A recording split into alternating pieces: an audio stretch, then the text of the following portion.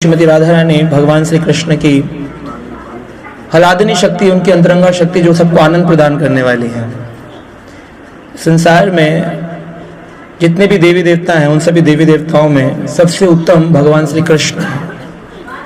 तो भगवान कृष्ण के अनंत गुण हैं, लेकिन उसमें से 64 गुण भगवान के बताए जाते हैं कि प्रमुख गुण हैं। ऐसी श्रीमती राधा रानी के भी अनंत गुण हैं। अनंत गुण श्री राधिका 25 प्रधान। अनंत गुण है राधा रानी में, लेकिन 25 प्रधान गुण हैं। उन 25 प्रधान गुणों में से 25वां गुण है आश्रय केशव। कृष्ण को भी अपना आश्रय प्रदान कर देते हैं। वो प्रभु कृष्ण जिनको ब्रह्मा विष्णु महेश भी पूजा करते हैं, राधा रानी उन भगवान कृष्ण की पूजा करवा लेती है। तो राधा रानी से बड़ा तत्व संसार में कोई नहीं है। तो जो संसार में आप देखें, एक होते हैं शाक्त, जो शक्ति की पूजा करते हैं, देवी दुर्गा आदि शक्ति की पूजा करते हैं। एक होते हैं वो जो देवी देवताओं की पूजा करते हैं, जैसे शिवाइट्स, शिव की पूजा करते हैं। और संसार में बौद्ध धर्म का पालन करने वाले बुद्धिस्ट होते हैं। जैन का पालन करने वाले जैन होते हैं। इसी तरह से वैष्णव यानी विष्णु को जो पालन करते हैं उन्हें वैष्णव कहते हैं। तो कई बार लोग सोचते हैं इस्कॉन के लोग वैष्णव हैं, वैष्णव है ना, तो वैष्णव नहीं है हम लोग। तो बोलेंगे अच्छा तो फिर आप लोग कृष्ण की पूजा करते हैं तो आप कार्ष्णव होंगे। कार्ष्णव होते हैं जो कृष्ण की पूजा करते हैं। तो वैष्णव हैं, शिवाइट हैं, कार्ष्णव हैं, बुद्धिस्ट हैं, जैनिज्म है, मायावादी हैं, आर्य समाजी हैं। कई सारे धर्म आप लोगों ने बनाए हैं। यथा मतः तथो पथः, जैसा मन किया वैसा रास्ता बना लिया अपना। परंतु ये भ्रम है लोगों का। दिल्ली से आपको बॉम्बे जाना है तो एक ही रास्ते से जाएगी ट्रेन या अलग अलग रास्ते से जाएगी? एक ही रास्ते से जाएगी। तो लोगों ने ये सोचा है कि हम अपना मत से अपना पथ बनाएंगे और उससे भगवान को प्राप्त करेंगे। ये सबसे बड़ा भ्रम है संसार का। सनातन धर्मियों का भी भ्रम है ये। लेकिन जब ये खुलासा होता है, इसका खंडन होता है शास्त्रों के आधार पर, तो लोग विचलित हो जाते हैं कि ऐसा कैसे बोल दिया आपने, हम तो इतने समाज का सेवा करते आ रहे हैं, इतने हमने शिवलिंग पर जल चढ़ाए, केदारनाथ गए, 4 धाम गए, ये गए। विचलित हो जाते हैं। क्यों? क्योंकि शास्त्र का सार नहीं जानते। हम सुनते हैं, कान के द्वारा जो सुना उसे माना और उसी को पालन करने लग गए। किसी व्यक्ति से पूछा जाए आप शिव जी पर जल क्यों चढ़ाते हैं, उसका उत्तर क्या है? क्या है? जल तो चढ़ाया होगा आप लोगों ने, जो क्यों चढ़ाया? बोले पीछे वाले ने चढ़ाया इसलिए हमने भी चढ़ा दिया। कारण क्या है? कारण विहीन कोई कार्य किया जाता है उसके फल में भेद हो जाता है। कारण विहीन कार्य नहीं किया जाता। सास को सास की दृष्टि से देखा जाएगा, माँ को माँ की दृष्टि से, बहू को बहू की दृष्टि से, पत्नी को पत्नी की दृष्टि से, बेटी को बेटी की दृष्टि से, बहन को बहन की दृष्टि से। हैं सब महिलाएं, हैं सब महिलाएं। रिश्तों का भेद होता है। ऐसे ही देवी देवता को भगवान बोल देना बहुत बड़ा अपराध है। ब्रह्मा जी जो सृष्टि की रचना करते हैं वो स्वयं कहते हैं ईश्वर परम कृष्णा सचितानंद विग्रह अनादिर आदिर गोविंद सर्व कारण कारणम। इस संसार में एक ही प्रभु हैं। ये किसने बोला? ब्रह्मा जी ने बोला। ईश्वरम परम कृष्णा, विष्णु नहीं बोला। ईश्वरम परम कृष्णा सच्चितानंद विग्रह अनादिर आदिर गोविंद सर्व कारण कारणम। सारे कारणों के कारण कृष्ण है।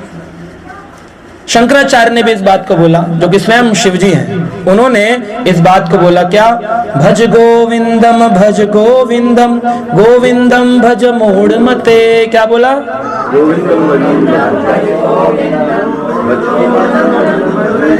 भज गोविंदम भज गोविंदम गोविंदम भज मूढ़मते।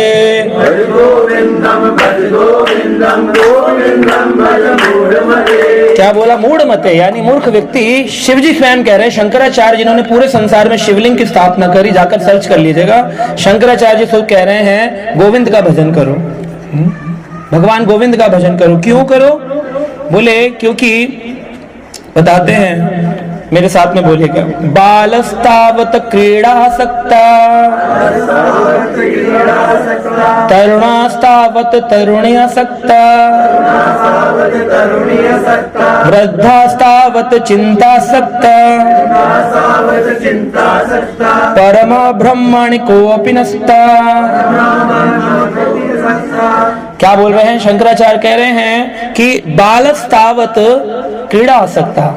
जब छोटे बच्चे हैं, ये कथा नहीं सुन रहे हैं, कमरे में बंद कर दिया गया, बोले तुम खेल लो, क्योंकि बालस्तावत क्रीड़ा सकता, बचपन में खेल पसंद आता है। माता पिता भी सोचते हैं चलो टेंशन फ्री करो, इसको खिला दो, लेकिन बच्चों को जबरदस्ती पकड़कर हाथ पैर में पट्टी बांध करके बिठाया चाहिए, बोले कथा सुन, ये माता पिता का कर्तव्य है। मातृ न शिष्यात सतनो न शिष्यात, माँ माँ बनने योग नहीं है, पिता पिता बनने योग नहीं है अगर अपने बच्चों को कृष्ण कथा नहीं सुनाते। जबरदस्ती हाथ पैर बांध के सुनाओ, दिन में कम से कम 10 मिनट तो सुनाओ, चाहे कहानी के रूप में सुनाओ, पर सुनाओ। नहीं सुनाएंगे तो संस्कार विहीन हो जाएगा समाज। तो बालस्तावत क्रीड़ासक्ता, खेलते रहते हैं। तरुणास्तावत, जब तरुण हो जाते हैं, युवा होते हैं, तो तरुणी से आसक्त होते हैं। और जब वृद्ध होते हैं, बूढ़े होते हैं, वृद्धास्तावत चिंतासक्ता, चिंता मग्न रहते हैं कि मैंने क्या किया जीवन में, रिश्तेदारों के लिए इतना किया, तेरे चाचा नहीं समझते बेटा मुझको, तेरा मामा नहीं समझा मुझे, तेरे मेरे इसने नहीं समझा मुझे, यही चिंता में रहते हैं, है ना। क्या पैसे कमाए थे, बहू ऐसी आ गई, बेटा दामाद ऐसा मिल गया, बेटी अच्छे घर में नहीं गई, चिंता आ सकता। वृद्धावस्था, तो बचपन गया, तरुण अवस्था गई और वृद्ध अवस्था भी चली जाती है। लेकिन शंकराचार्य कहते हैं परम ब्रह्माणी, पर ब्रह्म के बारे में किसी ने चिंता नहीं करी, ना आसक्ता, उससे आसक्त नहीं हुए, तो जीवन जब व्यर्थ हो गया, तो जब मृत्यु आएगी भगवान के घर क्या जाकर जवाब देंगे कि आपको तो हमने कभी पूजा ही नहीं। आए थे करने के लिए कृष्ण से प्यार और संसार से व्यवहार। क्या करने आए थे, बोलिए, करा क्या हमने, कृष्ण से व्यवहार, संसार से उल्टा कर दिया। सच्चाई है। भगवान कृष्ण की पीठ में माया देवी रहती है, माया पीठ में रहती है, पिछले स्तन पे। और माया देवी जो है, जब हम कृष्ण की ओर हैं तो माया हमारे पीछे। जैसे आप भगवान के दर्शन करेंगे, सामने खड़े होकर करते होंगे, तो कृष्ण मुख के सामने है तो माया, और जब आप कृष्ण से मुख मोड़कर संसार के होते हैं तो कृष्ण पीछे हैं और माया के सामने चले गया। फिर आदमी कहता है मैं माया में हूं, मैं परेशान हूं। क्यों? आपने अपनी इच्छा से कृष्ण को विमुख किया है। इसलिए अगर संसार में भी रहना है तो कृष्ण विमुख होकर के नहीं रहना है, हर चीज में कृष्ण को जोड़ करके रहना है ना। आप देखिए, ब्रह्म अस्त्र चला दिया था अश्वत्थामा ने, जानते हैं? दुर्योधन जो था उसने अपनी सेना का सेना नायक बनाया था अश्वत्थामा को, द्रोणाचार्य के पुत्र को। और अश्वत्थामा नाम का एक हाथी भी था। तो भगवान कृष्ण ने युधिष्ठिर से कहा तुम धर्मराज हो, जब अश्वत्थामा हाथी मारा जाएगा तो तुमको बोलना है द्रोणाचार्य के सामने जाके अश्वत्थामा हता हते, अश्वत्थामा मारा गया।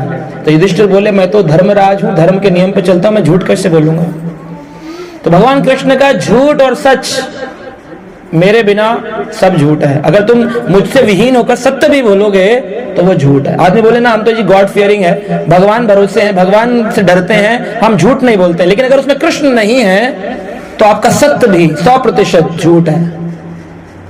दुनिया बोलती है ना मैं सच्चा हूं, मैंने सोना मुंह में डाल रखा है, मोती डाल रखा है, मैंने आज तक कभी झूठ नहीं बोला। लेकिन कृष्ण विहीन है तो सारा जीवन झूठ है।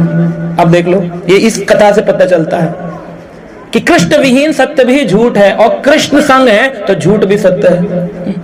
लेकिन वो कृष्ण विहीन नहीं होना चाहिए, कृष्ण होने चाहिए, उसमें कृष्ण के शास्त्र होने चाहिए, कृष्ण भक्त होने चाहिए, कृष्ण होने चाहिए। ये नहीं कि हमने घर में गोपाल जी की फोटो रख ली पे झूठ बोलते घूम रहे हैं, ये नहीं। कृष्ण ने जो बोला वो बोलना है। तो भगवान कृष्ण का मैंने तुम्हें बोला है, बोलो अश्वत्थामा हता हते। बोला ऐसे कैसे बोल दूं, ये भी तो बोलना पड़ेगा। नरोवा कुंजरोवा, नर नहीं था, हाथी था। कुंज यानी हाथी, नरोवा कुंजरोवा। तो भगवान बोले अपना ऐड नहीं करना है, अपना जोड़ना अपना घटाना ये दोनों झूठ है। गीता बोली यथारूप बोलो, अपनी कमेंट्रियां मत दो। लोगों ने आज हजारों प्रकार की गीता निकाल दी संसार में, गीता यहाँ की, गीता वहां की, गीता ऐसी। आप अपना जोड़ घटा रहे हैं, भगवान कृष्ण कह रहे हैं झूठ है। इसीलिए श्रील प्रभुपाद जी ने भगवत गीता दिया, भगवत गीता यथारूप, जैसे कृष्ण ने कही वैसी दी, उसमें कोई जोड़ा नहीं कुछ घटाया नहीं। क्योंकि जो भी जोड़ेंगे वो झूठ है, वो पाप है। चाहे वो गीता ही बोल रहा है, बोला मैंने तो जी रामायण बोलता हूँ, गीता बोल रहा हूँ, मैंने कहा झूठ किया, बोले झूठ है क्योंकि तुमने कृष्ण विहीन होकर शास्त्र लिखा है, अपनी मर्जी से लिखा है। तो ये 40 पढ़ते हैं ना घर में, सोमवार व्रत कथा, शनिवार व्रत कथा, मंगल चालीसा, शनि चालीसा, ये सब झूठ है। क्यों? कृष्ण विहीन है। ये मैं नहीं बोल रहा हूँ, महाभारत का प्रसंग बोल रहा है। जो भी आपने आज तक पूजा पाठ करी सब पाप लग जाएगा आपको। आप सोचेंगे हम तो बहुत बड़े पुजारी हैं, गोपाल जी की पूजा करके पाप लग जाता है। क्यों? क्योंकि कृष्ण विहीन है, भाव विहीन है। तो कृष्ण के विमुख होकर कोई भी चीज नहीं करनी है। तो भगवान ने जब युधिष्ठिर से कहा, युधिष्ठिर माने नहीं। अश्वत्थामा हाथी को भीम ने जोर से गदा मारी तो हाथी धराशायी हो गया, चिंगाड़ लगा, धाम गिर गया नीचे। जब गिर गया हाथी तो युधिष्ठिर जो है ना बोले कि अब भगवान कृष्ण बोले देखो बोलना पड़ेगा द्रोणाचार्य को, और द्रोणाचार्य इतने आसक्त हैं, वृद्धावस्था चिंता आसक्ता, मेरा पुत्र मेरा पुत्र मेरा पुत्र, इतना चिंतन कर रहे थे कि पुत्र मर गया खबर सुनकर के ये भी नहीं पूछा कि हाथी था कि मेरा पुत्र था। किसी के बेटे का नाम हो श्याम और कोई घर आके बोले श्याम नहीं रहा, अब पूछना चाहिए ना किसका श्याम नहीं रहा, हमारा नहीं रहा किसका नहीं रहा, लेकिन आदमी इतना आसक्त था उस नाम से, अच्छा श्याम नहीं रहा, श्याम नहीं रहा। तो ये बात समझने वाली है कि युधिष्ठिर महाराज ने कहा कोई बात नहीं मैं सत्य को बताऊंगा क्योंकि मैं तो सत्यवादी हूं। तो भगवान कृष्ण जानते थे ये मानेगा नहीं, भगवान कृष्ण ने अपना शंख बजाना शुरू कर दिया जोर जोर से वहीं पर ही, ताकि द्रोणाचार्य इस लाइन के बाद सुन ही ना पाए।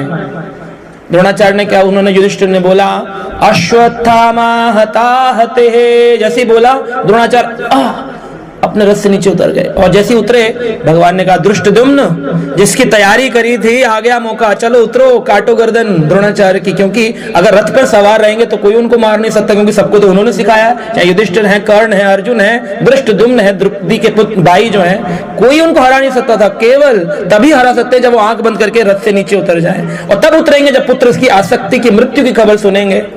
इतनी अटैचमेंट होती है संसार में। ये भी नहीं पूछा कि हाथी मरा कि बेटा मरा, बेटा तो लड़ रहा था दूसरी दिशा में, पर हाथी की खबर सुन के उतर गए। युधिष्ठिर ने जब देखा, युधिष्ठिर बोले नरोवा कुंज रोवा, नर नहीं था हाथी था। तब तक युधिष्ठिर महाराज तो नीचे, वो द्रोणाचार्य नीचे आ चुके थे और उड़ा डाला दृष्टद्युम्न ने, गर्दन काट दी। भगवान कृष्ण ने शंख बजाया, युधिष्ठिर को बहुत अफसोस हुआ, ये क्या हुआ। भगवान बोले मैंने मना किया, माने नहीं ना, अपना जोड़ा ना उसके अंदर, ज्यादा सत्यवादी बनते हो। अब बताते हैं कि युधिष्ठिर महाराज का जो रथ था वो हमेशा ही जमीन से 2 फुट ऊंचा रहता था, हवा में चलता था, क्योंकि सत्य जब जो बोलता है कोई व्यक्ति तो हमेशा उसका वो हमेशा एक अच्छे धरातल पे रहता है, सत्यवादी। क्योंकि कलयुग में धर्म के 4 पैरों में से एक ही पैर बचा है, वह सत्यता। धर्म के 4 पैर हैं, दया, स्वच्छता, सत्यता, तपस्या। तो उसमें से सारे धर्म के पैर टूट गए। आज कोई तपस्या नहीं करता, आजकल कोई दयावान नहीं है, आजकल कोई तपस्या नहीं कर रहा, दयावान नहीं, और स्वच्छ नहीं रहते लोग, नहाते नहीं है 2-2 दिन तक, मन के भी अस्वच्छ हैं, शरीर के भी अस्वच्छ हैं। ऐसी स्थिति में सत्यता जो है बस एक इसके बल पर कलयुग टिका हुआ है। तो आप कहेंगे सत्य तो कोई बोलता ही नहीं, आजकल तो सब झूठ बोलते हैं, लेकिन फिर भी ये है, कोई आपकी दुकान पर है आपसे कपड़ा खरीदने के लिए, बोले कि बाबूजी पैसे कल दूंगा, तो आप भरोसा कर लेते हैं, आज भी कर लेते हैं, आज भी भरोसा कर लेते हैं। इसका मतलब है आज अभी सत्य थोड़ा बाकी है, क्योंकि कलयुग अभी पूर्ण आया नहीं है, अभी कलयुग की संध्या चल रही है। अगले 10,000 वर्ष बाद कलयुग की संध्या समाप्त होगी, कलयुग प्रारंभ होगा, फिर कोई सत्य नहीं होगा, सारे धर्म के पैर टूट चुके होंगे, कोई दया नहीं होगी, कोई सत्यता नहीं, कोई तपस्या नहीं, कोई स्वच्छता नहीं, मांसाहार का सेवन करेंगे, एक दूसरे का मर्डर करेंगे, खाएंगे, सिर्फ मैं खुश कैसे रहूं इसके ऊपर पूरा जीवन चलेगा। तो युधिष्ठिर महाराज ने जब ये झूठ बोला, झूठ नहीं बोला उन्होंने, तो सत्य बोला, लेकिन कृष्ण विहीन होकर बोला, धम से उनका रथ 2 फुट नीचे जमीन पर आ गया, गड्ढा पड़ गया नीचे। युधिष्ठिर हैरान हो गए, नीचे कैसे आया। कृष्ण बोले तुमने जोड़ा उसमें अपना। तो ये जो अश्वत्थामा थे, जब युद्ध समाप्त हुआ दुर्योधन के पास गए, बोले दुर्योधन तुम क्यों विलाप कर रहे हो। दुर्योधन का मेरुदंड तोड़ दिया था भीम ने, लड़ लड़ के, मेरुदंड यानी बैकबोन तोड़ दिया था पूरा। ऐसी अवस्था में पड़ा हुआ दुर्योधन रो रहा था। दुर्योधन ने कहा कि मैं हार गया, मैं युद्ध हार गया, देखो पांडव लोग विजय प्राप्त होकर के विजय घोष कर रहे हैं, सब आनंद में हैं। तो भगवान कृष्ण ने 18 दिन के युद्ध के बाद जाकर के शिक्षा दी। देखिए कृष्ण ना होते तो पांडव विजय होने के बाद भी हार गए होते। पांडव अपने कक्ष में विश्राम करके सो रहे थे। कृष्ण ने कहा जिस दिन विजय होती है उस दिन सोया नहीं जाता है, खुशी मत बनाओ, क्योंकि जो हारे हैं ना वो तुमको छोड़ेंगे नहीं। बहुत सारी शिक्षाएं हमारी गीता में, भागवत में, महाभारत में, जीवन जीने की कला। ये कोई किस्सा कहानी नहीं है कि नारायण थे, एक भक्त था, प्रसाद पाया, हरि बोल, सो गया, हट उठ गया, ये कथा नहीं है। इसमें शिक्षा है जीवन जीने की। कहा जिस वक्त जिव्य विजय हो उस रात्रि सोना नहीं चाहिए। मान लो आपको बहुत प्रॉफिट हुआ हो और आपने 10 लोगों को बताया हो आज हमारा ये हुआ, उस रात्रि सोच करके सोना चाहिए, क्योंकि जिसे बुरा लगेगा वो आपका नाश करने के लिए रात में आएगा। तो भगवान कृष्ण ने ये बात बोली पांडवों को उठा दिया उनके कक्ष थे। और इतने में क्या देखते हैं कि पांडवों के बच्चे जो थे वो सो रहे थे, पांचों भाई। और इतने में अश्वत्थामा आया द्रोणाचार्य के पास और दुर्योधन के पास और कहता क्यों रो रहे हो? कहा मैं इसलिए रो रहा हूं कि मैं तुम्हारे जैसे सेना नायकों के साथ में भी युद्ध हार गया, कुछ तो करो मेरे लिए फायदेमंद चीज। तो अश्वत्थामा ने कहा कोई बात नहीं, मैं भी जाता हूँ पांडवों की गर्दन काट लाता हूँ, इतना मैं तुम्हारे लिए नहीं कर सकता हूँ, अपने भाई के लिए नहीं कर सकता हूँ। कहा पांडवों की गर्दन ले आओगे? कहा हाँ लेके आऊंगा। तो दुर्योधन को एक श्राप मिला था या कहें वरदान मिला था कि वो मर नहीं सकता है जब तक कि एक ही समय पर दो स्थितियां उत्पन्न ना हो, सुख और दुख, प्रसन्नता और शोक। जब वो खुश होगा और साथ के साथ में दुखी होगा, इसी अवस्था में मृत्यु आएगी, वरना आ नहीं सकती दुर्योधन। तो दुर्योधन इंतजार कर रहा था अश्वत्थामा जाएगा और लेकर आएगा पांडवों की गर्दन। चल दिया अश्वत्थामा, पहुंचा पांडवों के कक्ष में, तलवार ली और पांचों पुत्र जो सो रहे थे पांडवों के उनकी गर्दन काट ली, कपड़े में ढकी, उनको थाली में रखा, लेकर के आ गया। बोले ये देखो दुर्योधन, तुम्हारे भाई अश्वत्थामा ने क्या काम किया है, तुम्हारा सेना नायक, तुम्हारा सेनापति देखो कितना अच्छा काम करके आया। अब तो प्रसन्न हो कि तुमने गलती नहीं की थी मुझे सेना नायक चुन करके, दिखाओ। दिखाया तो बोले इसमें से सबसे बड़ी गर्दन कौन सी है? वो भीम वाली मुझे दो। तो भीम जो थे उनकी गर्दन उनको दी। और भीम जो थे शक्तिशाली थे, कहते हैं लोहा पुरुष, आयरन मैन था, पूरा शरीर उसका लोहे का बना हुआ था, कोई भी जगह से उसको कोई पकड़ ले तो तोड़ नहीं सकता था। तो दुर्योधन ने जोर लगा करके उस बड़ी गर्दन को, जैसे उस बड़े खोपड़ी को दबाया तो क्या हुआ, ऐसे कद्दू को दबाते हैं ऐसे निकल जाता है, जूस ऐसे निकल गया, तरबूज या खरबूज या जो भी है। तो दुर्योधन रोने लगा। तो दुर्योधन रोया तो अश्वत्थामा बोला, आप रो क्यों रहे हो? तुम्हें तो प्रसन्न होना चाहिए, मैंने पांचों पांडव मार दिए। बोले ये पांडव नहीं थे, ये तो पांडव पुत्र थे, मेरी दुश्मनी तो पांडवों से थी, पांडवों के पुत्रों से नहीं थी। आज समाज ऐसा है कि अगर भाई भाई की नहीं बनती तो भाई के बच्चों को भी प्यार नहीं करते हैं। लेकिन उस समय दुर्योधन जैसे असुर जो थे, जो नकली थे, वो भी ये जानते हैं कि हमारी दुश्मनी तो इससे थी, इनके बच्चों से नहीं थी। अश्वत्थामा जबकि ब्राह्मण था, ब्राह्मण कुल में उत्पन्न हुआ, द्रोणाचार्य का पुत्र था, लेकिन उसे कहा जाता है ब्राह्मण बंधु। ब्राह्मण बंधु, बंधु शब्द का मतलब है जब कोई व्यक्ति किसी वर्ण का हो पर उस वर्ण के अकॉर्डिंगली अपना जीवन न जीता हो। हैं तो ब्राह्मण शर्मा जी, लेकिन इनको मांस खाने में, शराब पीने में, प्याज खाने में शर्म नहीं आती है, तो फिर ये व्यक्ति शर्मा नहीं है, द्विवेदी हैं। इनको दोनों वेदों में से नाम भी नहीं पता क्या है, चतुर्वेदी हैं, वेद का नाम नहीं जानते चारों वेदों का। तो आज समाज ऐसा ही है, चतुर्वेदी वो है जो चार वेद नहीं जानता, त्रिवेदी वो है जो तीन वेद नहीं जानता, द्विवेदी वो है जो दो वेद नहीं जानता। शर्मा जी को शर्म नहीं आती, त्यागी जी ने कुछ नहीं त्यागा है। तो ऐसे जो लोग हैं आज समाज में, ये ब्राह्मण थोड़ी हैं। तो इनको कहा था ब्रह्म बंधु, ब्राह्मण में उत्पन्न हुए लेकिन बंधु हैं, मित्र हैं ब्राह्मणों के लेकिन ब्राह्मण नहीं है। तो जब परीक्षित महाराज को श्राप मिला श्रृंगी ऋषि के द्वारा, तो परीक्षित ने अपने आप को पता क्या कहा था, क्षत्रिय बंधु। मैं क्षत्रिय नहीं हूं, मैं क्षत्रिय बंधु हूं। क्षत्रिय होकर के क्रोध नहीं किया मैंने, वो ब्राह्मण का श्राप लेके चलाया, मैं तो क्षत्रिय बंधु हूं। क्षत्रिय कहा, क्षत्रिय को तो क्रोध, शौरम, वीरम, दशो, दाक्षम, तेजम सारा होना चाहिए, गुस्सा आना चाहिए उससे, तो लेकिन क्षत्रिय बंधु बनकर वो चलाया, कुछ बोला नहीं था परीक्षित ने। तो इस प्रकार से हम देखते हैं कि पांचों पांडवों की गर्दन जब बच्चों की कटी तो बड़ी जोर से दुर्योधन विलाप करने लगा। पहले तो हंसा पांडव, फिर बाद में रोया, तो उसकी तो मृत्यु हो गई। तो आज हम देखते हैं कि आज भी हमारे समाज में सुख और दुख साथ में व्याप्त रहता है, सुख भी है और दुख भी है। सुख और दुख जोड़े हैं, हम हमेशा दुख को सुख में बदलने का प्रयास करते हैं। शायद दुख सुख में बदलेगा, लेकिन दुख सुख में बदलता नहीं है, क्योंकि ये जोड़े हैं। जहां रेड लाइट है वहां ग्रीन लाइट तो फ्री में मिलेगी, जहां ग्रीन लाइट है वहां रेड लाइट फ्री में मिलेगी। कोई व्यक्ति ये नहीं कह सकता आज तक मैं दुखी नहीं हुआ कभी जीवन में, कोई ये नहीं कह सकता मैं सदा सुखी रहता हूँ। आशीर्वाद भी दिए जाते हैं सदा सुखी रहो, ना बोलने वाले में दम है ना पाने वाले में दम है। पाने वाला दुखी रहता है, बोलने वाला भी दुखी रहता है। तो इसलिए ये डाइट सारे के सारे जो चल रहा है संसार, इसको कहते हैं स्वप्नवत संसार। यहाँ बोलना भी झूठ, यहाँ पालन करने वाला भी झूठ। कहता है दीर्घ आयु, पता चलता अगले वर्ष ही गुजर गया कोरोना में, फिर तुम्हारा आशीर्वाद कहाँ काम किया, फिर काय को बोल रहे थे दीर्घ आयु। तो सिर्फ बोलने का चल रहा है, मैं तुमसे प्रेम करता हूँ, बोलने का है। मैं जो हूँ बड़ा धनवान हूँ, है ना, लेकिन अगले पल ही उसका लॉस हो जाता है, बैंकरप्ट हो जाता है, क्या करेगा। तो यहाँ पर सिर्फ बोलने का समाज है, तो वाक शक्ति के द्वारा लोग बोल रहे हैं और भगवान कहते हैं उस वाक शक्ति में भी वो वाक शक्ति जो मैं हूं, तो तुम क्या हो?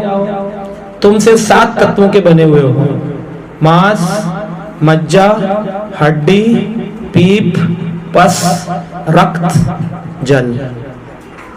ये हम लोग, ये है। हम कितनी सुंदर साड़ी पहन लें, कितने सुंदर धोती कुर्ता पहन लें, कितना सुंदर कुर्ता पजामा पहन लें, पैंट शर्ट पहन लें, बढ़िया बाल रख लें, हैं क्या? 7 तत्वों के बने। कौन कौन से?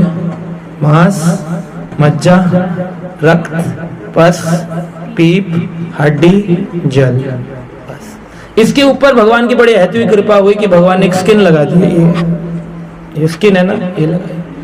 और इतने दुर्भाग्यशाली मनुष्य की स्किन किसी काम नहीं आती। हाथी मरता है तो उसकी स्किन के आइटम बनते हैं। हाथी के दांत काट करके हाथी दांत के मटेरियल बनाए जाते हैं। भैंस मरती है तो भैंस की भी खाल निकाल करके उसका सामान बनता है। ऊंट मरता है तो उसके जूते बैग बनते हैं। गाय मरती है तो उसकी खाल की मृदंग बनती है। लेकिन मनुष्य ऐसा है, उसकी खाल का कोई काम नहीं आता। 84 लाख योनियों में से ये 4 लाख मनुष्य शरीर बड़े भाग मानुष तन पावा, सुदुर्लभ सब ग्रंथन गावा। सारे ग्रंथों ने मनुष्य को क्यों अच्छा बताया? साड़ी कपड़ा पहनने के लिए। हमारी तो खाल भी काम नहीं आ रही किसी की। किसके लिए बताया? अच्छे कर्म क्या होते हैं? कृष्ण को जानने के लिए। तक अभी तो बताया, कृष्ण के बिना जो कर्म अच्छा है वो भी पाप है। कृष्ण विहीन पाप है जो भी आप कर रहे हैं, जो भी कर लें। ये शास्त्र कह रहे हैं, भागवत, पुराण, उपनिषद, वेद। और मुझे किसी के सामने बिठा दीजिए, वर्ल्ड का कोई भी व्यक्ति हो, I can prove it, without Krishna everything is sinful. सब कुछ पाप है। ले आइए किसी भी व्यक्ति को, कोई भी बड़े स्कॉलर को ले आइए, तो बताइए, हम समाज में बोले बड़ा सोशल वर्कर है, बड़ा अच्छा आदमी है, बड़ा अच्छे काम कर रहा है, बड़ा कृष्ण विहीन है, वो पाप कर रहा है। अपने पाप का भुगतान उसको अगले जन्म में भुगतना पड़ेगा, क्योंकि कृष्ण विहीन है। युधिष्ठिर महाराज को नहीं छोड़ा गया। युधिष्ठिर बताते हैं, महाभारत में प्रसंग आता है। वैसे भागवत तो कहती है कि स्वशरीर चले गए भगवत धाम को, पर महाभारत में एक प्रसंग आता है जो अगले कल्प की कथा है कि युधिष्ठिर चले गए। युधिष्ठिर जब पहुंचे अंतिम द्वार पर, स्वर्ग की सीढ़ी चढ़ करके गए, स्वर्ग रोहिणी होते हुए केदारनाथ बद्रीनाथ से आ गए। तो जब अंत में पहुंचे तो वहां पर धर्मराज ने उनका टेस्ट लिया, और धर्मराज ने जब अंदर घुसाया तो पूछा कि आप बताओ, स्वर्ग पहले जाना चाहोगे कि नर्क? युधिष्ठिर बोले, मैं स्वर्ग को जाऊंगा, नर्क क्यों जाऊंगा? मैं तो हमेशा सत्य बोला, तो स्वर्ग ही जाऊंगा। बोले, नहीं, एक बार आपने झूठ बोला। मैंने कभी झूठ नहीं बोला, मैं सत्य वाक्य हूं। तो भगवान कृष्ण वहां प्रकट हुए, बोले भूल गए?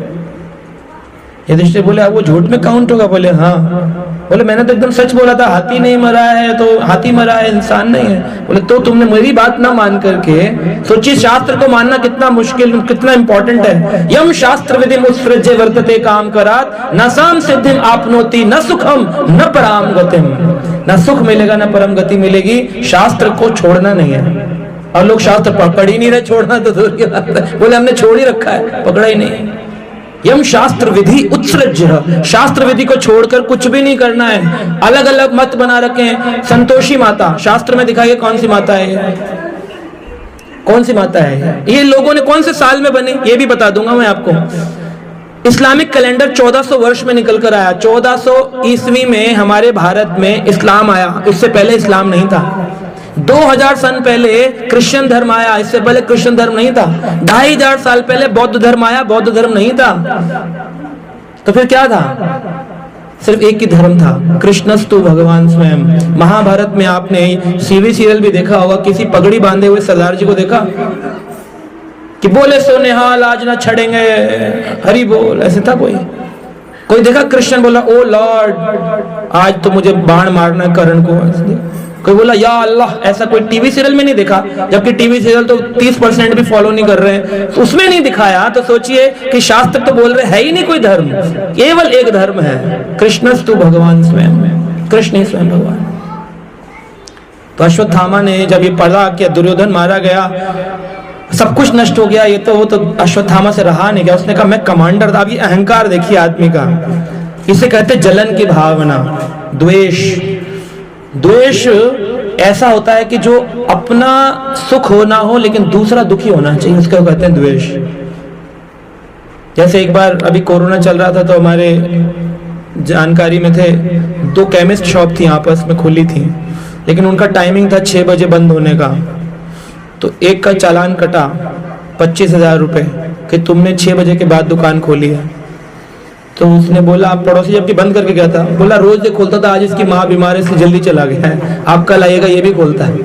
दूसरे दिन आए तो उसका भी 25,000 का कटा। अब खुश हो गया, क्या तेरा भी हो गया मेरा भी हो गया। बताया किसने? दोस्त ने, पड़ोसी ने, जो सोच रहे थे हम दोनों मित्र हैं, हमारी दुकानें साथ में। ये है समाज, द्वेष, अहंकार। जब अहंकार होता है तो दूसरे व्यक्ति का अच्छा नहीं लगता। वैष्णव समाज कहता है परा दुखे दुखी, दूसरे के दुख में दुखी होना चाहिए। आज समाज कैसा है? परा दुखे सुखी। मजा आ गया। आपकी बेटी भाग गई, पता चला हमको, ओह बड़े दुख की बात। उनके दुख में उनका सुख छुपा होता है। वो दुख व्यक्त करने आते हैं ना, हमें लगता है हमारे बड़े प्यारे हैं, पड़ोसी हैं, वो एक्चुअली हमारे मजे लेने आते हैं। वो बड़े सुखी होते हैं हमारे दुख में।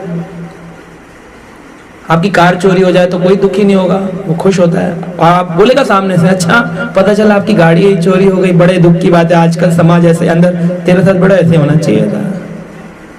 यह है समाज। उसके लिए आप अपना जीवन गुजार रहे हैं और कृष्ण के लिए वक्त नहीं है आपके पास, जो हर पल आपके साथ खड़े हैं, मृत्यु के बाद भी आपके साथ जाने वाले हैं। उस प्रभु के लिए वक्त नहीं हमारे लिए। क्या काम आने वाला है संसार? इसके ऊपर हमारे शरीर पे 7 तत्वों पर एक खाल लगाई है। अगर ये खाल ना हो और व्यक्ति चल रहा हो रोड पर, आपने देखा है कभी शरीर में कट लग जाता है तो कौन से आकर के बैठते हैं जीव हमारे शरीर पे?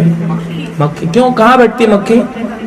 गंदगी में। इसका मतलब शरीर में क्या भरा हुआ है?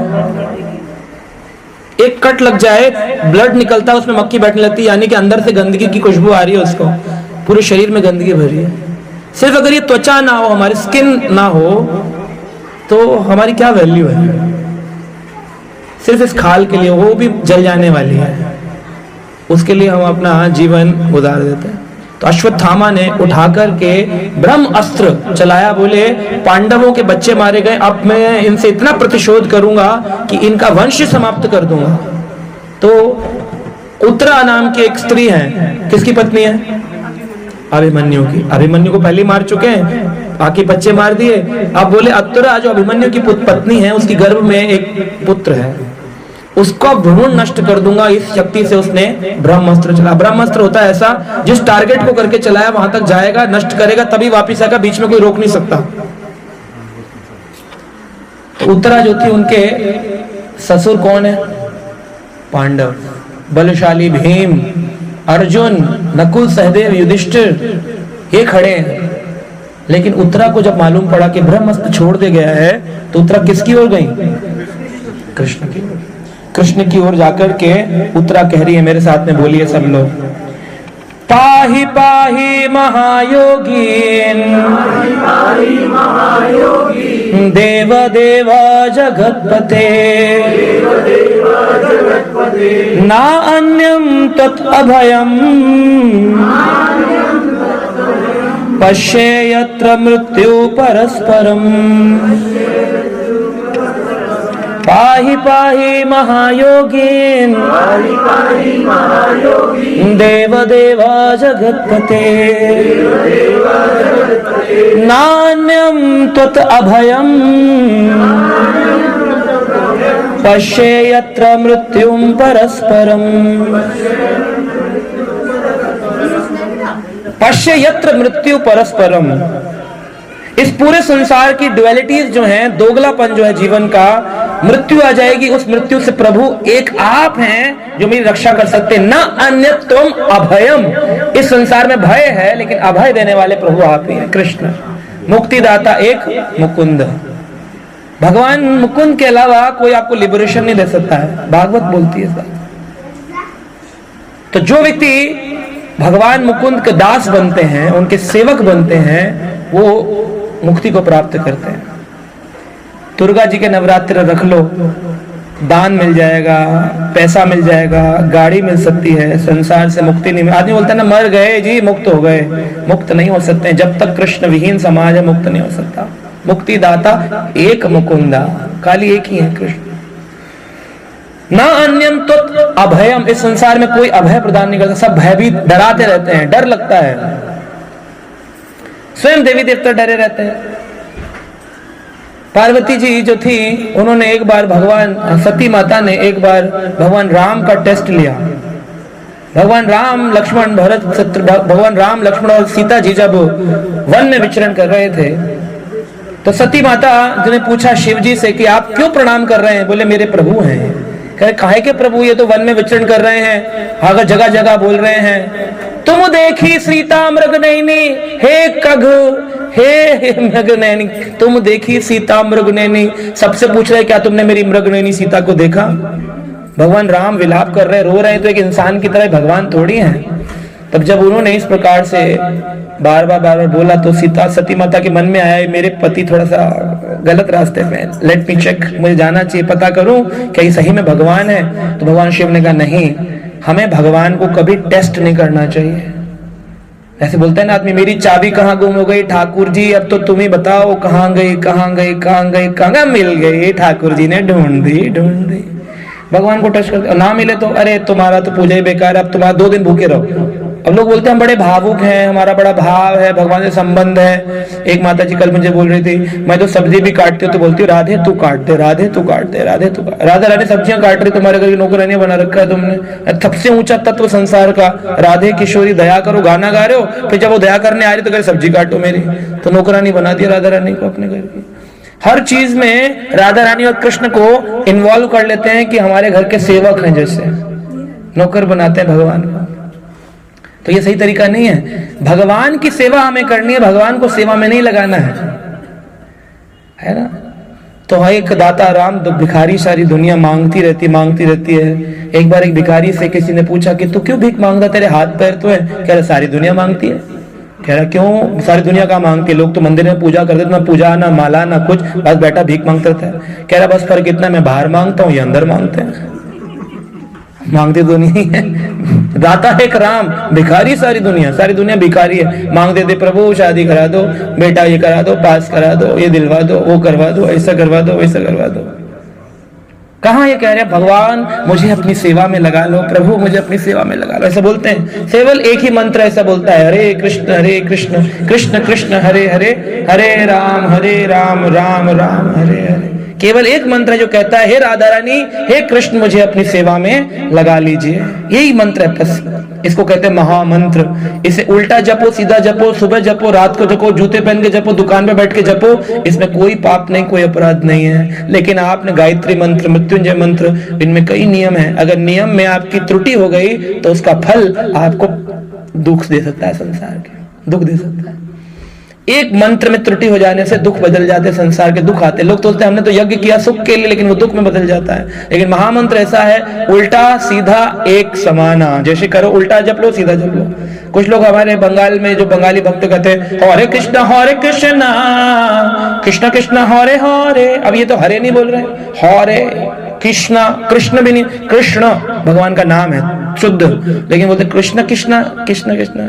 जब कहते थे हरे कृष्ण कृष्ण कृष्ण कृष्ण कृष्ण, किस क्या चल रहा है? कृष्ण नहीं है तो कृष्ण कृष्ण कौन बोलेगा?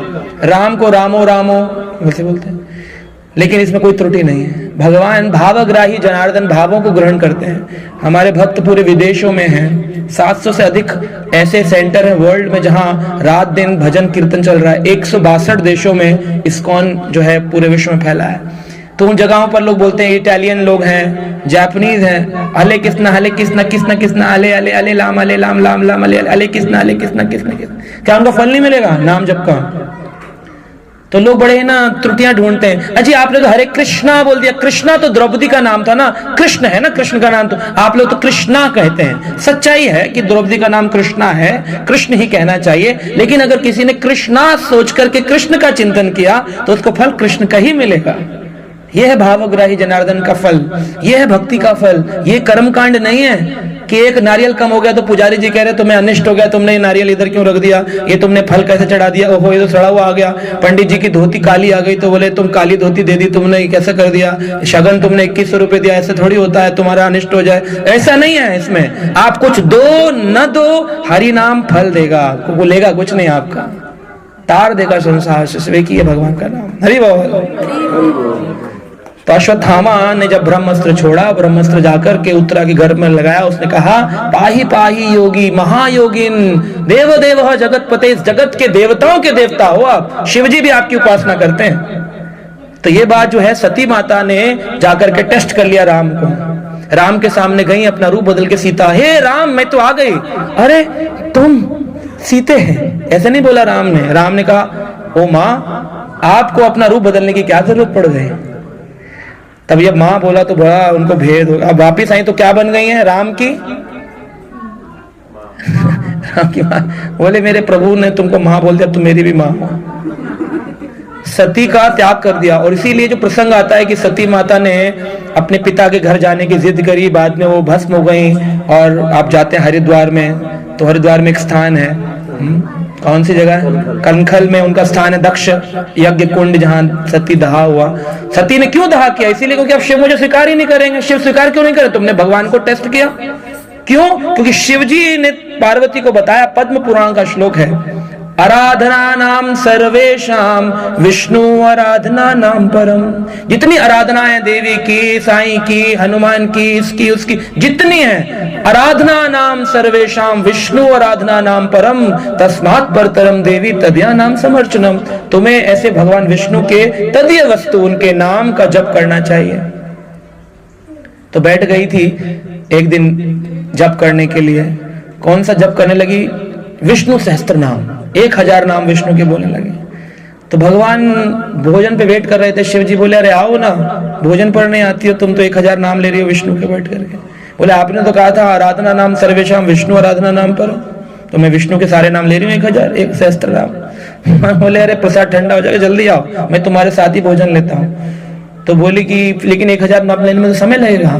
तो भगवान शिव बोले कि खाली 3 बार राम राम राम कह दोगे तो तुमको 1000 सहस्त्र नाम का फल मिल जाएगा।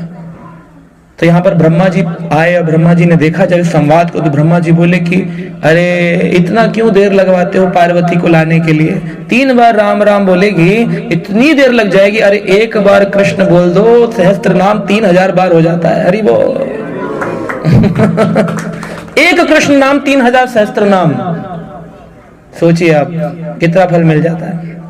तो इसलिए व्यक्ति को भगवान कृष्ण पर निर्भर रहने का जीवन। भगवान कृष्ण ने प्रवेश किया उत्तरा के गर्भ में और परीक्षित की रक्षा करी और परीक्षित को एक नया जन्म प्रदान किया, एक नया शरीर प्रदान किया।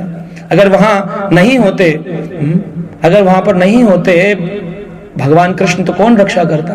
किसी पांडव की शक्ति नहीं थी। हम कितनी health insurance policy, security alarm, CCTV, लेकिन अगर कृष्ण नहीं होंगे तो हमारे प्राण की रक्षा कोई नहीं कर सकता। अभी हमने कोरोना काल में देखा कितने लोगों के करोड़ों करोड़ रुपए बैंक में रखे रह गए, लेकिन उनके प्राण की रक्षा कोई नहीं कर पाया। राखे कृष्ण मारे के और मारे कृष्ण राखे के। कृष्ण मारने वाले हैं तो कोई रक्षा नहीं कर सकता, कृष्ण रक्षा करने वाले हो। संसार की कैसी भी बड़ी बीमारी हो, कोई रोगी हो, कोई टेंशन हो, कोई आपको परेशान नहीं कर सकती। ये कृष्ण शक्ति है ना। इसीलिए कृष्ण भजन व्यक्ति को अवश्य करना चाहिए। द्रौपदी को जब पता चला कि हमारे पुत्र मार दिए गए, तो द्रौपदी के अर्जुन को बड़ा क्रोध आया। भगवान कृष्ण बोले अश्वत्थामा को बांध दो और बांध करके इसका गर्दन तो काट दो। तब इस प्रकार का प्रसंग चल रहा था। तो अर्जुन जो है बांध लाए, अश्वत्थामा को पकड़ लाए और द्रौपदी के सामने रखा। बोले ये देखो तुम्हारे पुत्रों का वध करने वाला आ गया, हत्यारा, लो अपना बदला। बोलो क्या किया जाए, छोड़ दिया जाए या मार दिया जाए? तो द्रौपदी ने क्या कहा, बोलिए मेरे साथ। द्रौपदी कहती हैं मुच्यताम मुच्यतामेष, मुच्यताम मुच्यतामेष ब्राह्मणो नितराम गुरु। मुच्यताम मुच्यतामेष ब्राह्मणो नितराम गुरु। अरे छोड़ दो, मुच्यताम मुच्यताम, छोड़ दो इसको, ब्राह्मण है, गुरु है, गुरु का पुत्र है, छोड़ दो। अरे अर्जुन कहता तुम्हारे पुत्र मारे बदला नहीं लोगे, टिट फॉर टैट। आज का समाज कैसा है, तू मुझे पत्थर से जवाब देगा, मैं तुझे ईंट मार कर जवाब दूंगा, ईंट का जवाब पत्थर से। टिट फॉर टैट, तूने मेरी गाड़ी तोड़ी मैं तेरी गाड़ी तोड़ूंगा, तूने मेरा सर फोड़ा मैं तेरा सर फोड़ूंगा, तूने मुझे बोला मैं तुझे बोलूंगा। लेकिन द्रौपदी बता रही हैं, इसलिए द्रौपदी जैसी स्त्री का नाम भागवत में आता है। भागवत में उन कैरेक्टर्स के नाम आते हैं, जैसे एक फिल्म बनती है उसमें टॉप क्लास के कलाकार चुने जाते हैं, super hero, super heroine, super director, super producer. तो भागवत जब बनाया गया, उसका रिकॉर्डिंग हो रही है वेद व्यास के द्वारा, तो टॉप कलाकारों को चुना गया। उसमें द्रौपदी चुनी गई है। द्रौपदी को ऐसा नहीं अरे 5 पति थे तो चरित्रहीन स्त्री थी, ऐसा नहीं है। द्रौपदी के चरित्र देखिए, मुच्चताम एषाम ब्राह्मणों मित्राम गुरु। अरे ब्राह्मण है, इनको छोड़ दो, गुरु हैं, छोड़ दो इनको। बोले अरे ये तुम्हारे साथ ऐसा काम किया, हमारे बच्चे मार दिए, बदला नहीं लेंगे? बोले नहीं। जो इसकी माँ है, द्रोणाचार्य की पत्नी, क्या नाम था?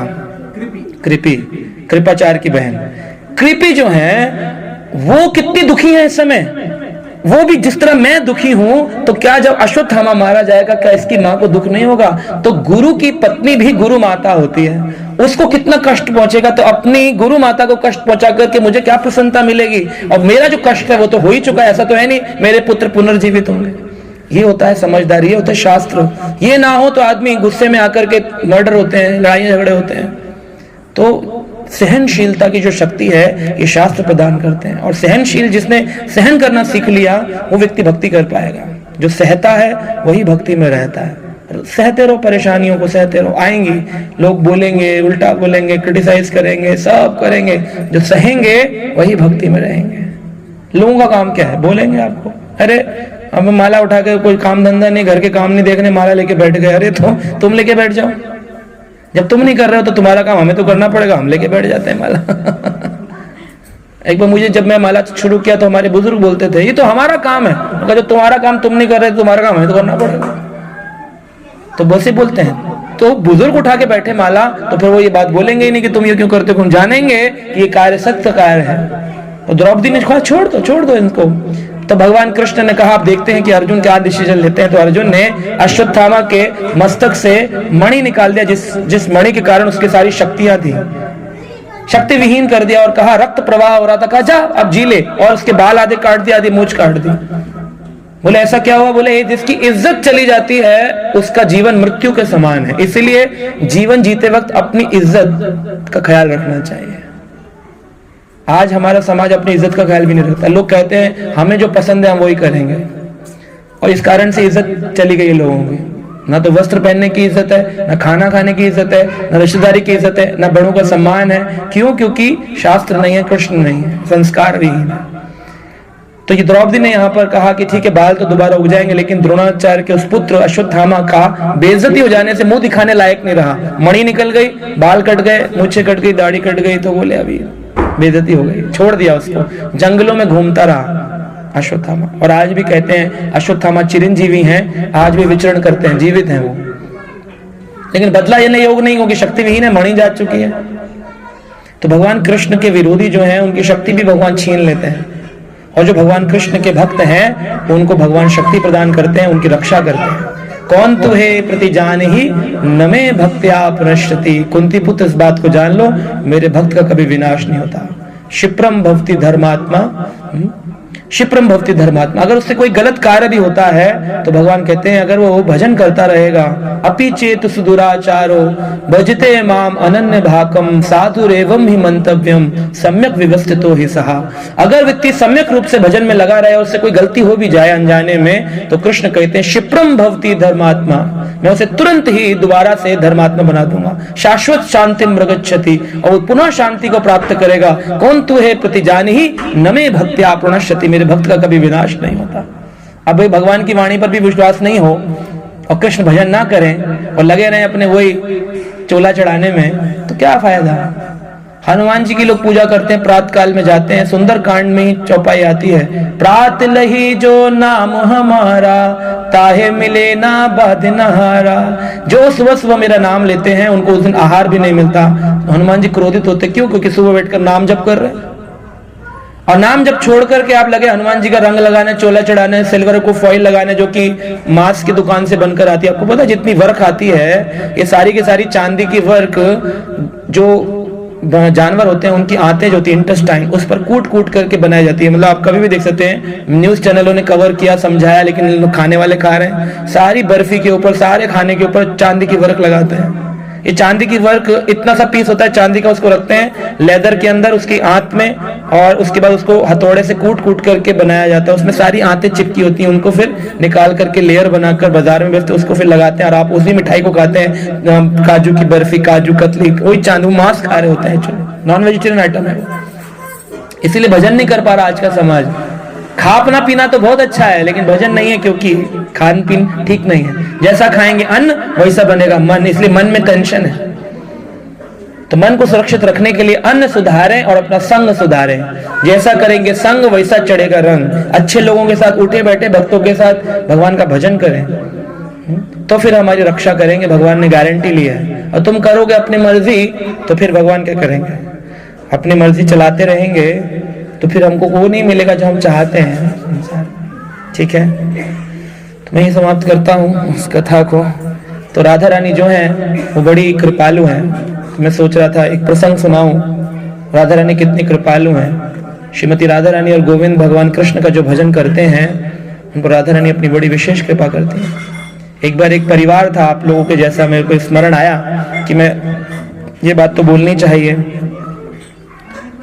तो उस परिवार में एक प्रभु जी थे जो कि रोज नित्य बरसाना जाया करते थे, राधा रानी का भजन चिंतन करते थे और बड़ा भाव था उनमें, राधा राधा राधे राधे कृष्ण राधे कृष्ण हरे कृष्ण कृष्ण कृष्ण हरे हरे हरे राम राम राम भजन करते रहते थे। लेकिन उनके घर कोई पुत्री नहीं थी। संसार का नियम है, जो नहीं है वही चाहिए। जिनके पास पुत्री होती है उनको पुत्र चाहिए होते, जिनके पास पुत्र होते हैं उन्हें पुत्री चाहिए होती है। मैंने बहुत सारे लोग देखे हैं ऐसे, रक्षाबंधन के दिन कहते हैं हमारे तो पुत्री नहीं है, राखी कौन बांधेगा हमारे बच्चों के, रोते रहते हैं। तो रोते थे, बोले हमारे घर पुत्री नहीं है। अब जब आपके घर में कुछ ना होना, भगवान कहते हैं जिस रिश्ते की रिक्त स्थान हो उस रिश्ते में कृष्ण को बिठा दो। जिस भी रिश्ते का रिक्त स्थान हो उसमें कृष्ण को बिठा दो। अगर आपके घर में किसी की मृत्यु हो गई है और आपको लगता है कि यहाँ उनकी मिसिंग है, तो उनको कृष्ण को बिठाओ। वहां पर पुत्र नहीं है, पुत्री नहीं है, जो मिसिंग है उसकी जगह पर कृष्ण को बिठाओ। तो रिक्त स्थान में जब हम किसी को बिठाते हैं तो अपने आप ही सारी चीजें पूर्ण हो जाती हैं, क्योंकि कृष्ण पूर्णमिदम ओम पूर्णमिदम पूर्णात् पूर्णमुदच्यते पूर्णस्य पूर्णमादाय पूर्णमेवावशिष्यते। भगवान इतने पूर्ण हैं, he is a complete God. उनमें से 100 में से 100 निकाल लो फिर भी 100 बच जाता है, ऐसे है कृष्ण। 100 रुपए के नोट से 100 निकाल दो फिर भी 100 बच जाए। इसको कहते हैं ओम पूर्णमदाय पूर्णमिदम पूर्णात् पूर्णमुदच्यते पूर्णस्य पूर्णमदाय पूर्णम एवावशिष्यते। पूर्ण में से पूर्ण निकालने में भी पूर्ण बचते, इतने पूर्ण है। इसलिए जहां कमी हो वहां कृष्ण को रख दो, पूर्णता आती है। हमारे मंदिरों में जितनी आरतियां गाई जाती हैं इस्कॉन में, हर आरती के बाद 60% हरे कृष्ण महामंत्र गाया जाता है। क्यों? कि जो भी त्रुटि हमारे से इस पूजा में हुई होगी, क्रियाहीना विधिहीना मंत्रहीना जनार्दन यत् पूजितम मया देवे परिपूर्णम तदस्तु में, आप उसको पूर्ण कर सकते हैं। कृष्ण पूर्णता प्रदान करते हैं। हमारे मंदिर में एक माता जी के हस्बैंड गुजर गए थे, कम उम्र के थे, 40-45 साल के थे। तो वो गई महाराज के पास, बोलती है मेरे पति नहीं रहे, मैं क्या करूं? मैं कृष्ण को अपना पति बना ला। जिस प्रकार मीराबाई ने कहा था, मेरे तो गिरधर गोपाल दूसरो न कोई, जाके सिर मोर मुकुट मेरो पति सोई। जिनके सिर पर मोर मुकुट है वही मेरे पति हैं। पति शब्द का मतलब लोग सोचते हैं शायद शारीरिक रूप से जुड़ने वाला पति, पति वो नहीं है। पालन करता है पति, जो मेरे मन का, मेरे तन का, मेरे भक्ति का पालन करे, वह पति। कृष्ण से बड़ा कोई पति है, इसीलिए उनका नाम है जगतपति। पूरे जगत का पालन करने वाले जगदीश जगतपति है ना। जितनी पत्नी सोचती है मैं ये मेरी पत्नी है, जो पति सोचता है ये मेरी पत्नी है, पत्नी सोचती है मेरा पति है, ये तो संसार के रिश्ते हैं, ये तो समाप्त हो जाने वाले हैं कुछ काल बाद। लेकिन एक रिश्ता है, चलता है, भगवान कृष्ण का रिश्ता है। इसलिए मीराबाई जो थी इतनी ऊंची भक्त बनी, क्योंकि उन्होंने कृष्ण से अपने रिश्ते को जाना कि एक ऐसा पति हो जो कभी समाप्त नहीं होता, जो मरता नहीं है ना। तो जो रिक्त स्थान हो उसमें कृष्ण को डाल दो, राधा रानी को डाल दो। तो वो समझ गए उस भक्ति भाव से। उनके घर में 3 पुत्र थे, 3 पुत्र वधू थी, लेकिन पुत्री नहीं होने के कारण उन्होंने राधा रानी को अपनी पुत्री बना लिया। अब लोग इस बात को सुनकर के अपने रिश्ते बना लेते हैं, लेकिन भाव विहीन होते हैं। रिश्ता बना लेते लोग, बोलते हमारे तो घर गोपाल जी हैं, बिना गोपाल जी के हम तो रोटी भी नहीं खाते जी, दिन में 3 बार भोग लगाते हैं, हम तो गोपाल जी की आरती नित्य प्रतिदिन करते हैं, बड़ी बड़ी फोटो हमने लगाई है, हम तो भाव में हैं भक्ति के। तो ऐसे वो पंडित वो भी बोलते थे। और बिजनेस क्लास थे उनके घर में, दुकान थी, दुकान में काम किया करते थे। 3 पुत्र वधु। आपके घर में कितने पुत्र हैं, पुत्र वधु हैं? 2 या 3? 2। आपके घर में 2, उनके घर 3 थे। 3 पुत्र वधु। तो एक दिन घर में वो चूड़ी पहनाने आते हैं ना, क्या बोलते हैं उनको, मलिहारन आई और वो चूड़ियां पहनाने आई थी। अब चूड़ियां पहनाई, पहली बहू को, दूसरी को, तीसरी को, सबने अपने अपने साइज की पहन ली, रंग ले लिए। तो देखते हैं सब उस समय घूंघट पहनते थे, आजकल लोग ये उतार दिए। तो उस तरह से आई सब अपने अपना, तो चेहरा तो दिखा नहीं किसी का। तभी तुरंत एक घूंघट में से हाथ निकलता है, चौथी। तो देखते ही मल्हारन जब हाथ पकड़ती है तो उसको पूरे शरीर में से रोमांच होता है कि किसका हाथ है। एकदम तप्त कांचन गौरांगी श्री राधे वृंदावनेश्वरी वृषभानु सुते देवी प्रणमामि हरिप्रिय। तप्त कांचन, उनका रंग पिघले हुए सोने के समान, भाव विभोर हो गए। मल्हारन के हाथ कांपने लगे। उसको पकड़ करके चूड़ी तो दे दी, और देने के बाद में जो है ना, कहा मुझे रूप दिखा दो बेटी। कहा तुम कौन हो? कहा वो 3 बहुएं थी, इस घर की मैं बेटी हूँ। यहाँ के जो लाला जी हैं, गुप्ता जी जो हैं, बनिए जो हैं, वो मुझे अपनी पुत्री मानते हैं। कहा मानते हैं? मतलब हमें उनकी पुत्री हूँ। तुम्हारा रूप तो एकदम देवी जैसा है। अब बताया नहीं, उनको व्याख्यान नहीं किया। अब पैसे लेने की बारी आई, भाई पैसे तो लेगी अपने। तो पैसे दुकान पे मिलते थे, जैसे आपके घर में आए कोई सामान दिया, बोले पैसे बाबूजी से दुकान पर ले लेना, पर्ची बनाकर दे दी। तो उन्होंने जाकर दुकान पर पैसे लेने पहुंचे, तो वहां पर उन्होंने कहा कि 3 बहुओं को सब पहनाया है? बोले हाँ। तो लाओ 2 3 के। बोले मैंने 4 को पहनाया। कह रहे 3 है मेरे घर में, तूने एक्स्ट्रा लगा दिया, अपनी मर्जी से चला रही है, लूट रही है हमको, ये कर रही है। तो बोले देने हैं 2, नहीं तो तीनों के तीनों रख लो। तो उन्होंने कहा ठीक है, कल आके ले जाइए, मैं घर जाके पूछूंगा। तब फोन वोन तो नहीं थे कि व्हाट्सअप कर लेते, फेसबुक कर लेते जब। तो वो आए शाम को दुकान से, घर आकर के पूछा बहुओं से कि भाई तुमने तीनों ने पहनी का? दादा बोल रही है 4 तुमने जोड़े लिए, तो 3 ही लोग हो। बोले पता नहीं पिताजी क्या है, झूठ बोल रही है। तो रात को जब सोए तो राधा रानी स्वप्न में आकर कहती हैं कि मैं तो सोचती थी कि सच में आप मुझे अपनी पुत्री मानते हैं, लेकिन आज मुझे पता चला कि आप भी समाज के जैसे सिर्फ कहने के, आपने मुझे पुत्री नहीं माना। कहा क्यों राधा रानी आप ऐसा क्यों कहती हैं? कहा अगर पुत्री माना तो क्या आपको मेरे लिए श्रृंगार नहीं सोचना चाहिए था कि एक राधा रानी का भी है? या तो तुमने मुझे पुत्री ना माना, या तो तुमने मुझे पाषाण माना कि मैं तो मूर्ति हूँ, पत्थर थोड़ी मांगता है कुछ। अगर तुमने सच में मुझे राधा रानी माना, क्या तुमने सच में मुझे भगवान माना, सच में मुझे अपनी पुत्री माना, तो मेरे लिए चोरी का क्यों तुमने श्रृंगार देने से मना कर दिया? रोने लग गए। रोते रोते उठे, उठ करके कह रहे हैं मल्हारन के घर भागे, जाकर ठक ठक ठक ठक उठ, ये ले अपने 4। लेकिन एक बार अपने चरणों को छूने देखा। क्यों? अरे तूने तो उस राधा रानी का दर्शन पाया है जिसको पाने के लिए मैं इतने सालों से बरसाना जा रहा हूँ। मुझे बरसाना में जाके दर्शन नहीं हुआ, तुझे दिल्ली में बैठे बैठे दर्शन हो गया। तो इसलिए ऐसा भाव से जो भक्ति करते हैं, भगवान की वही भक्ति है। तो भक्ति में भगवान कहते हैं मैं भावों को ग्रहण करता हूँ। भावग्राही जनार्दन। खाली ऊपरी ऊपरी अगरबत्ती घुमा दी, दिया घुमा दिया, या नियम कर लिए, इससे हमें कुछ मिलने वाला नहीं। हो सकता है हम खुश रहे कि हमने अपना नियम कर लिया, माला कर ली, भगवान प्रसन्न नहीं होते हैं। भगवान को भक्ति भाव चाहिए। भाव का भूखा हूं मैं और भाव ही बस सार है, और भाव से जो भजे तो भव से बेड़ा, और भाव बिना सूनी पुकारे मैं कभी लेता नहीं, और भाव से एक फूल भी दे तो मुझे स्वीकार है। खाली एक पुष्प भी दे देंगे, पत्रम पुष्पम फलम तोयम यो में भक्त्या प्रयच्छति तद हम भक्त्या अस्नामि। तो भगवान कह रहे हैं मैं उसको अस्नामि, उसको ग्रहण करता हूं जो व्यक्ति भक्ति भाव से मुझे ग्रहण देता है। बिना भक्ति के आप 56 भोग लगा दें, कृष्ण नहीं खाएंगे। दुर्योधन के घर में 56 भोग थे, लेकिन कृष्ण नहीं खाए। विदुर जी के घर जाके छिल के खा लिया। तो बोलते हैं दुर्योधन की मेवा त्यागी, साग विदुर घर खायो, सबसे ऊंची प्रेम सगाई। इस संसार में कृष्ण कहते मुझे प्रेम चाहिए, भाव चाहिए। आपका सामान नहीं चाहिए कि हम सोने की थाली में भोग लगाते तो कृष्ण बड़े खुश हो जाएंगे। वो गरीब क्या पूजा करेगा, मेरे से क्या मुकाबला करेगा। अहंकार रहित होकर के, बिल्कुल सरल हृदय से, दीनहीन बन करके राधे किशोरी को पुकारना चाहिए कि हे राधे किशोरी दया, आप दया करो मुझ पर, है ना। हम हैं दीन, हम पतित हैं, फिर भी हम आपकी करुणा के, हम जानते हैं कि आप करुणामयी हैं, मुझ पर करुणा अवश्य करेंगे। इस भाव से खड़ा होना चाहिए सामने, ये सोच करने कि मैंने तो माला करी, अब तुझे तो देना ही पड़ेगा गोलोक धाम। लोग बोलते प्रभु जी माला कर रहे हैं तो गोलोक धाम तो जाएंगे ना, इस्कॉन वाले क्यों जाएंगे?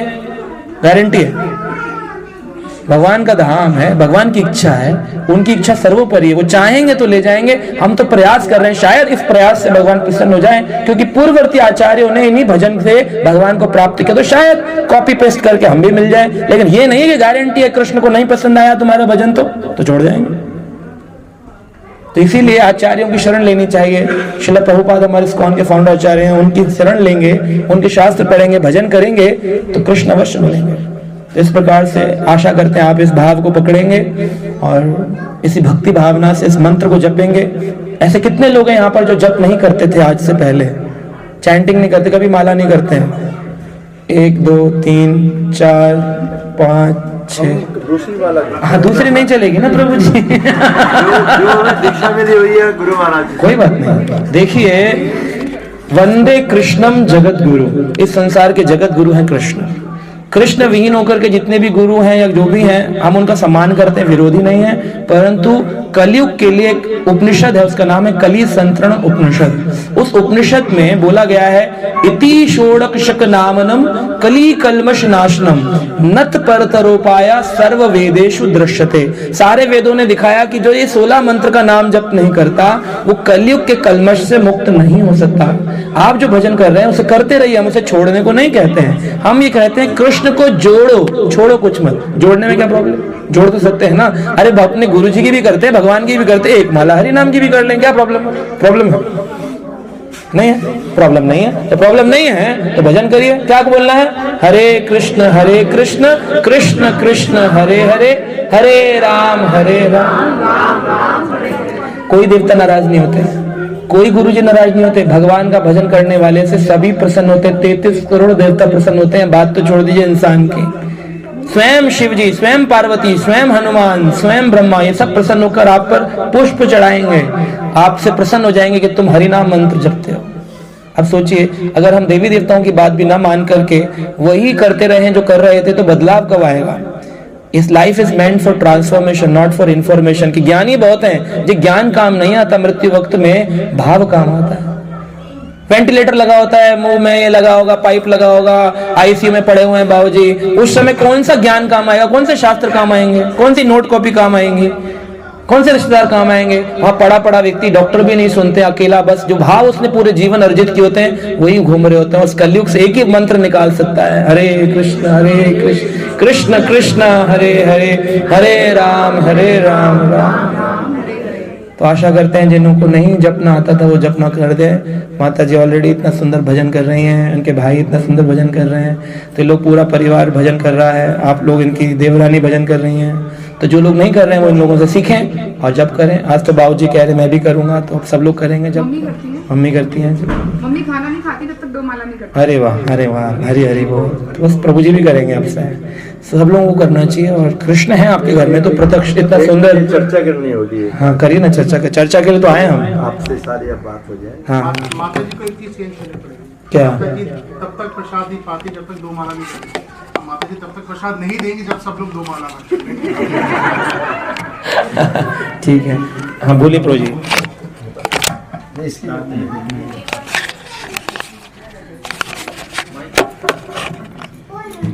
आप लोगों के श्री चरणों में माइक दे दो, क्षमा माइक सहित, माइक क्षमा याचना सहित एक निवेदन करना चाहता हूँ जी कि हमने जो सनातन धर्म में अभी तक जाना है, वो जाना है कि सनातन धर्म के जितने ग्रंथ हैं और जितने में देव पुरुष हैं, शंकर जी, राम जी और विष्णु जी के जो अवतार हैं, वो एक ही स्वरूप को मानते हैं। ऐसा कॉन्सेप्ट, ऐसा अवधारणा है। और ये एक अवधारणा है कि जैसे चैतन्य महाप्रभु भगवान श्री कृष्ण का भजन साधना नाम जप करते हैं, वैसे ही हनुमान जी भी राम जी का जप करते हैं और उनको अपना इष्ट मानते हैं। तो संतों ने जो समन्वय किया है सनातन धर्म में, वो भेद नहीं बताया राम और कृष्ण में, और आप कहते हैं आप जब राम की भी पूजा कर रहे हैं तो कृष्ण की पूजा बराबर लग रही है। बिल्कुल। तो क्या ऐसा उचित है कि हम जो राम की साधना या राम का जप कर रहे हैं तो कृष्ण का, वैसे तो मैं कृष्ण की अपने जो मंत्र है जिनको महामंत्र बोलते हैं वो भी जाप करते हैं कीर्तन में। क्या ऐसा है कि हम अगर राम का करेंगे और कृष्ण का नहीं करेंगे तो हम उधरगामी हो जाएंगे? ना ना ना, ऐसा नहीं, बिल्कुल भी नहीं है। राम भगवान भी पूर्ण पुरुषोत्तम भगवान है। हमारे इस दो प्रकार के जगत में सृष्टि को बांटा गया, एक है अप्रकट जगत, एक है प्रकट जगत। जो दिखता है इसको बोलते हैं प्रकट जगत, और जो नहीं दिखता उसे बोलते हैं अप्रकट जगत। उसका नाम है वैकुंठ धाम। वैकुंठ धाम की 10 बिल्डिंग है, 10 फ्लोर, 10 माले की बिल्डिंग है। उसका टॉप फ्लोर से नीचे के फ्लोर सारे के सारे वैकुंठ है। भगवान कृष्ण कहते हैं भगवत गीता में, ना तद बसाए तो सूर्यो न शशांको न पावकः यद गत्वा न निवर्तन्ते तद धामम परमम मम। वहां ना सूर्य की जरूरत है, न चंद्रमा की जरूरत है। मेरे धाम में मेरे ही शरीर से निकलने वाले प्रकाश से पूरा सृष्टि प्रकाशमान होती है। वहां जाने के बाद निवर्तन्ते, पुनः इस संसार में आना नहीं पड़ता है। अब वैकुंठ धाम की बिल्डिंग में 10 माले हैं, किसी भी माले में चले जाएं आपको वापस नहीं आना पड़ेगा। अब निचले माले में विष्णु भगवान रहते हैं ग्राउंड फ्लोर पे, उसके ऊपर के माले में आप चलेंगे तो भगवान जगन्नाथ रहते हैं, जगन्नाथ भगवान। आप ऊपर के और माले में चलेंगे, साकेत धाम में श्री रामचंद्र भगवान रहते हैं। आप ऊपर चलेंगे तो उसमें आपको मिलेंगे द्वारकाधीश भगवान, द्वारका। ऊपर चलेंगे तो मथुराधीश भगवान, मथुरा वाले भगवान जिन्होंने कंस का वध किया। और ऊपर चलेंगे चैतन्य महाप्रभु मिलेंगे जो नवदीप धाम में प्रकट होते हैं। और ऊपर चलेंगे तो भगवान कृष्ण प्राप्त होंगे गोलोक वृंदावन धाम में, जो रासेश्वरी श्रीमती राधा रानी के साथ रास लीला करते हैं। तो अब हम कृष्ण का भजन करें या विष्णु का करें, एक ही बात है, तत्व एक ही है। हम ये नहीं कर सकते कि विष्णु का भजन करने वाला या राम का भजन करने वाला उधर अधोगति प्राप्त करेगा, ऐसा नहीं है। दोनों ही ऊपर की ओर ले जाएंगे। अब बात ऐसी है कि राम कृष्ण दोनों एक हैं, अंतर नहीं विशेष, एक के नयन विशाल है, एक के चपल विशेष, है ना। तो इस प्रकार से हम देखते हैं कि दोनों में कोई बहुत फर्क नहीं है। लेकिन ब्रह्मा जी ने ब्रह्मांड पुराण के अंदर इस बात को बताया कि एक होते आदि भगवान और एक होते उनसे अवतरण लेने वाले। तो श्रीमद् भागवतम के प्रथम स्कंद के 3 अध्याय की श्लोक संख्या 28 में इस बात का वर्णन किया गया, एते च अंश कलह पुंसा कृष्णस्तु भगवान स्वयं इंद्रियाणि व्याकुलम लोके मृडयन्ति युगे युगे। हर युग युग में इंद्र के आरी दुश्मनों का वध करने के लिए कभी राम बन के कभी श्याम बन के भगवान को आना पड़ता है। जब इंद्र के बलि ने छीन लिया था राज तो भगवान वामन बनकर आए। जब हिरण्यकश्यप ने असुरों पर चढ़ाई करके छीन लिया तो भगवान नरसिंह बन करके आए। लेकिन कौन आए? एते च अंश कला पुंसा, कभी कला रूप में आते हैं, कभी अंश रूप में आते हैं। कृष्णस्तु भगवान स्वयं, किसने बोला? स्वयं वेद व्यास जी ने बोला, जो स्वयं भगवान के शक्ति आवेश अवतार हैं। श्रीमद् भागवत पुराण के प्रथम स्कंद के 3 अध्याय के 28 नंबर श्लोक में। अब इसमें ये बात तो बोली नहीं जा रही है कि जो कृष्ण है वो राम नहीं है या राम है वो कृष्ण। ये तो कह रहे हैं कि कृष्ण तो स्वयं भगवान है, उनसे विष्णु अवतरित होते हैं, उन्हीं से बलराम निकलते हैं, उन्हीं से राम निकलते हैं, उन्हीं से परशुराम निकलते हैं, उन्हीं से वामन, उन्हीं से मत्स्य। आप किसी की पूजा कर जाएंगे वैकुंठ बिल्डिंग में, लेकिन जो कृष्ण है वो आदि भगवान है। ईश्वरम परम कृष्णा सचिदानंद विग्रह अनादिर आदिर गोविंद सर्व कारण कारण। तो कृष्ण वो पहले भगवान है। जैसे दीपावली में आप मोमबत्ती जलाएं, 10 मोमबत्तियां हैं, पहली मोमबत्ती इसमें आपने माचिस से आग लगाई और फिर सारी मोमबत्तियां जलाई, तो जलने के बाद लगेंगी सारी मोमबत्तियां समान है, लेकिन पहली मोमबत्ती तो पहली रहती है, बाकी सारी बात की होती है। तो एक है अवतार लेने वाले और एक है अवतार लिए हुए।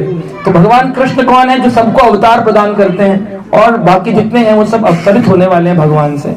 और ये बात शास्त्र प्रमाणित है, पुराणों का प्रमाण है। ये कोई नहीं हमने अपने मन से बनाकर बोल दिया, या इस्कॉन सोसाइटी कृष्ण को प्रमोट करती है और अयोध्या वाले राम को प्रमोट करते हैं। इसीलिए हमारे मंत्र में क्या है? हरे कृष्ण के साथ हरे राम भी है।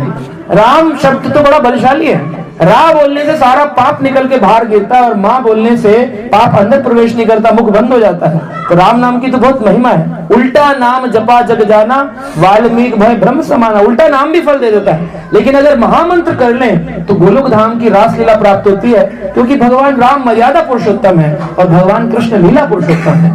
अगर लीला का मन है तो राम कृष्ण भजो, और खाली आपको मर्यादाओं में रहना है तो आप राम साकेत धाम चले जाओ, दोनों में कोई भेद थोड़ी है। ठीक है।